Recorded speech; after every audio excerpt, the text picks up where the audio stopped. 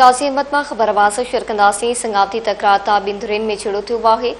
फोदगी ते आयल पीस डंडा लगण सबब जख्मी थियो आहे। शेर मोहम्मद कॉलोनी में सोलंगी बिरादरी जी बिंदुरिन में संगावती तकरार तां झड़ो थी पियो। डंडा लगण सबब पीएसएन जावेद सोलंगी जख्मी थी पियो, जहिड़े दौरान तॾे ते ताज़ियत लाइ आयल माण्हुनि में भाट पइजी वई। साजिद सोलंगी जो चवणु हो त संदन फोदगी थी वई, तॾे ते वेठा हुआ त मुखालिफ़ धुर संदन मथां हमलो कयो आहे। संगावती तकरार तां बिंदुरिन में झड़ो थियो आहे। फोदगी ते आयल पीस डंडा लगण सबब जख्मी थियो आहे। शेर मोहम्मद कॉलोनी में सोलंकी बिरादरी जी बिंदुरिन में संगावती तकरार तां झड़ो थी पियो। डंडा लगण सबब पीएसएन जावेद सोलंकी जख्मी थी पियो, जहिड़े दौरान तॾे ते ताज़ियत लाइ आयल माण्हुनि में भाट पइजी वई। साजिद सोलंकी जो चवणु हो त संदन फोदगी थी, तॾे ते वेठा हुआ त मुखालिफ़ धुर संदन मथां हमलो कयो आहे।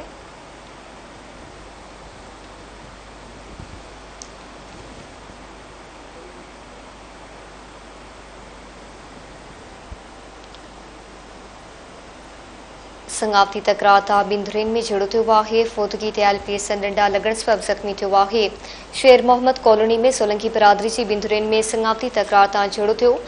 डंडा लगण सबब पीएसएन जावेद सोलंकी जख्मी थी पियो, जहिड़े दौरान तॾे ते ताज़ियत लाइ आयल माण्हुनि में भाट पइजी वई।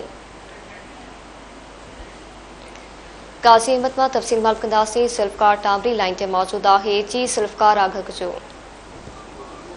जी हाँ जी, मां तव्हांखे ॿुधाईंदुमि त काज़ी अहमद शेरमन कॉलोनी में सोलंकी बिरादरी जे बिंदुरिन में झेड़ो थी पियो आहे। फोदगी ते आयल हैदराबाद वासी पीरसन जावेद सोलंकी लठ में डंडा लगण सबब सख़्त ज़ख्मी थी पियो, जंहिंखे इस्पताल मुंतकिल कयो वियो, जहिड़े दौरान तॾे ते तबियत लाइ आयल माण्हुनि में भाज पइजी वई। साजिद सोलंकी ॿुधायो त असांजी फोदगी थी वई, तॾे ते वेठा हुआसीं त ओचितो पंहिंजी बिरादरी जे माण्हुनि आसिफ सोलंकी, इम्तियाज़ सोलंकी ऐं ॿियनि लठियुनि ऐं डंडनि सां हमलो करे फोदगी ते हैदराबाद खां आयल मुंहिंजे सौट पीरसन जावेद खे सख़्त ज़ख्मी करे फरार थी विया आहिनि, जिन सां संगावती तकरार हलंदड़ आहे। जवाबदारनि खे गिरफ़्तार करे इंसाफ़ कयो वञे।